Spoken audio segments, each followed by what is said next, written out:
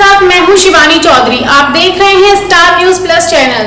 तो आइए नजर डालते हैं आज की कुछ खास खबर उत्तर प्रदेश की बरेली से। सियोन कैलवरी चर्च इज्जत नगर एयरफोर्स में एक विशेष प्रार्थना सभा में आचार्य विकास जी ने अपने सुंदर प्रवचनों द्वारा चर्च में उपस्थित सभी पल्ली के लोगों को मनमोहित किया। दिल्ली से आए आचार्य विकास जी ने अपने प्रवचनों द्वारा सभी को आराधना में संबोधित करते हुए किस तरह इस समाज में आए और ऐसा क्या रहा जिसने उनको प्रेरित किया कि वे मसीह का रास्ता अपनाते हुए सभी लोगों में भाईचारा और प्रेम को बढ़ाते हुए कार्य करें, और उनके साथ उनके छोटे भाई ब्रदर विलियम मैसी भी उपस्थित रहे और उन्होंने अपने सुंदर गीतों से सभी को एक संदेश दिया और सभी के अंदर आत्मिक शक्ति जगाई। वहीं दूसरी तरफ चर्च के पासवान पास्टर जीत सिंह ने और उनकी मिसेज रेखा सिंह ने भी आराधना में सहयोग देते हुए अपने प्रवचनों के द्वारा हमेशा की तरह सभी को शांति व भाईचारे में जीने का संदेश दिया।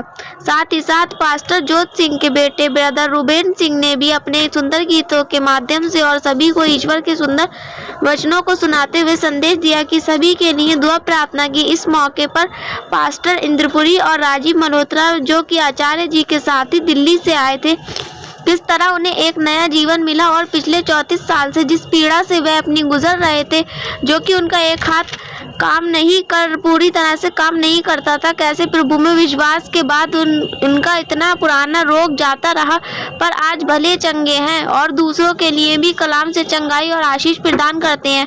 आचार्य विकास जी से जब ये जानने की कोशिश की गई कि वे बरेली में आए हैं और बरेली वासियों के लिए क्या संदेश देना चाहते हैं, तो आचार्य जी ने एकदम स्पष्ट किया कि वे चाहते हैं कि सभी लोग शांतिपूर्वक रहें, ईश्वर में विश्वास रखें, और उन्हें ये भी बताया कि जैसा कि ये उनका पहली बार आना नहीं है, वे लगातार बरेली आते जाते रहे हैं और कई एक प्रार्थना सभाओं में भी शामिल हुए हैं।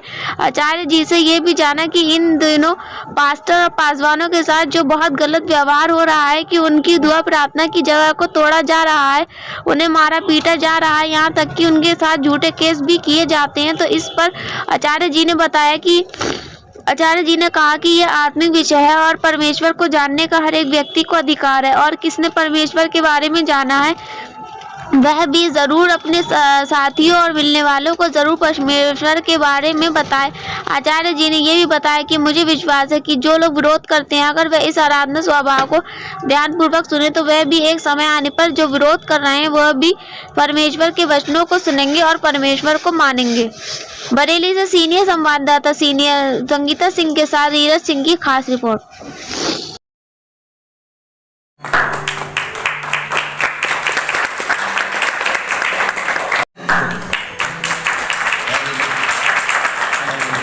है प्रभु ने इसका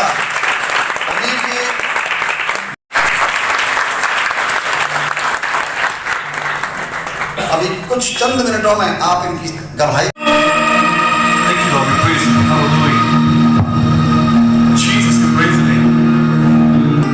प्रभु आपकी स्तुति, आपकी महिमा।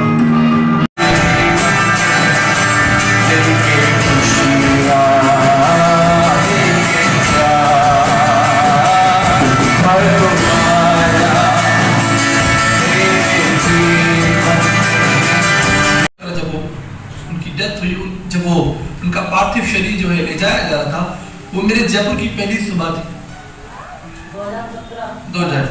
2007 में मई 12 में। वो मेरी जयपुर की पहली सुबह थी। उनका शहर से जाना हुआ और मेरा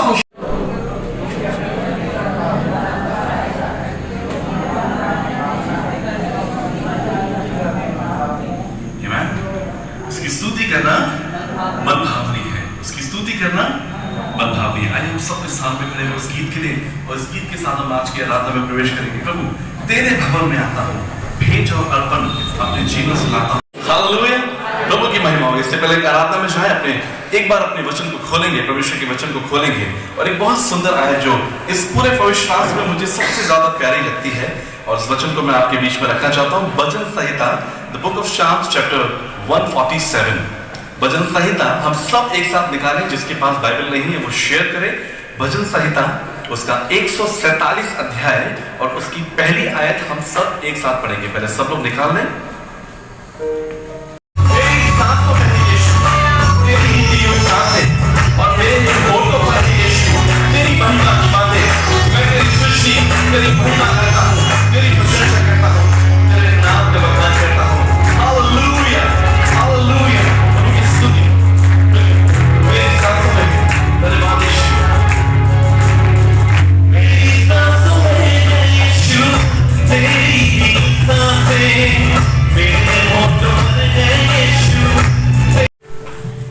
सच्चा है, वो पवित्र है, कोई उसकी उपस्थिति में नहीं जा सकता।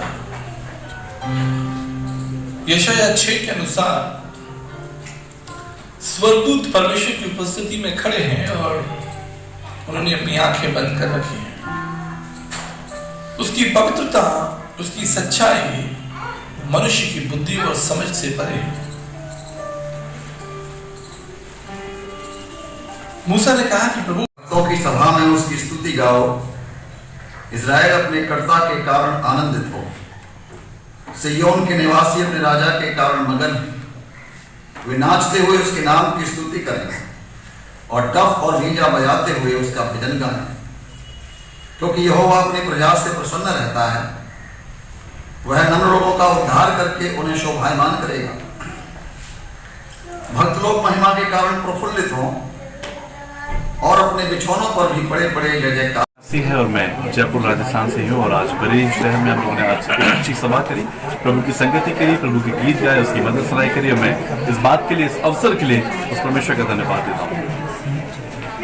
आपसे जानना चाहेंगे कि ये फर्स्ट टाइम आपका बरेली आना है या इससे पहले भी आना होता रहा है? ब्रदर, ये पहली बार मैं नहीं आया, काफ़ी बार मैं बरेली आ चुका हूँ और हमारे कुछ जान पहचान के सहयोगी लोग, कुछ मित्र यहाँ बरेली में रहते हैं, लेकिन सेवा के अवसर से मैं बरेली पहली बार आया। कि आप बरेली में आए हैं और अपने सुंदर वचनों से यहाँ के लोगों को जानकारी दी है। बरेली के लोगों के लिए क्या मैसेज है और किस तरीके से आप आगे का कार्य करेंगे? जी, मैं परमेश्वर का धन्यवाद करता हूँ। बरेली शहर मेरे लिए अद्भुत शहर है, क्योंकि मेरे कुछ रिलेटिव्स भी शहर में रहते हैं और बचपन में मैं कई बार इस शहर में आ चुका हूँ और मेरी यही प्रार्थना है कि प्रभु की शांति, प्रभु का अनुग्रह बरेली शहर के अंदर हो और लोग परमेश्वर को जाने, उसका अभय माने, उसकी पवित्रता को और उसके महान संदेश में आगे बढ़ें और उस जीवन को प्राप्त करें जो स्वर्ग से परमेश्वर हमें देता है। जैसा कि अभी हमने आपके बचनों में भी सुना, आपने विभिन्न जो है पुस्तकें पढ़ी हैं और काफ़ी अच्छी जानकारी है आपकी, तो ये प्रभु यीशु की तरफ आपका कैसे रुझान बना? तो मेरे बचपन से ही एक मेरी इच्छा थी कि मैं उस सृष्टिकर्ता परमेश्वर को जानूं और इसके लिए मैंने कई धर्मशास्त्रों का अध्ययन किया 14 साल की उम्र से। और मेरे गुरु जी रहे पंडित धर्म प्रकाश शर्मा जी, आचार्य दया प्रकाश जी, जिनके सानिध्य में मैंने भारतीय दर्शन को पढ़ा, वेदांत दर्शन को पढ़ा, सांख्य दर्शन को पढ़ा, सूक्ष्म को पढ़ा, सभी प्रकार के दर्शन पढ़े। लेकिन मेरा ध्यान जब आकृष्ट बाइबल में, जब कुलुस्सियों की पत्री में लिखा है कि वो परमेश्वर का जो भेद है वो प्रभु यीशु मसीह है, उसको जाने, और उसके विषय में मैंने अध्ययन किया। फिर मैंने स्वामी विवेकानंद जी के अध्याय को, जो स्वामी विवेकानंद साहित्य सर्वस्व में, उसको अध्ययन किया। वहाँ पर भी उस चीज़ को बताया गया और प्रभु यीशु मसीह के बारे में भारतीय दर्शन भविष्य महापुराण के 25 भरतखंड में भी ऋषि वेदव्यास जी ने भी उसका वर्णन किया कि अंत में वो परमेश्वर मनुष्य बनकर संसार में आएगा। तो जब ये धर्मशास्त्र की यात्रा चल रही थी तो सन 2001 में परमेश्वर ने मुझे दर्शन दिया, स्पर्श किया और मैंने उस महान भेद को, उस महान रहस्य को समझा कि वास्तव में परमेश्वर इस संसार में मनुष्य बनकर हमारे देश में है। जैसा कि कभी कभी जो सुसमाचार देते हैं ईसाई मसीह के लिए कहते हैं, उन लोगों के सामने कुछ ऐसी परेशानियां आ जाती हैं सामाजिक तौर पे जो बड़ा दुखदायी दिखता है, उन लोगों के लिए क्या मैसेज है आपका? देखिए, ये एक आत्मिक विषय है और परमेश्वर को जानना हर व्यक्ति का अधिकार है और हर व्यक्ति जिसने परमेश्वर को जाना है उसका ये अधिकार है कि वो अपने मित्र को, अपने सहयोगियों को परमेश्वर के प्रेम के बारे में बताए।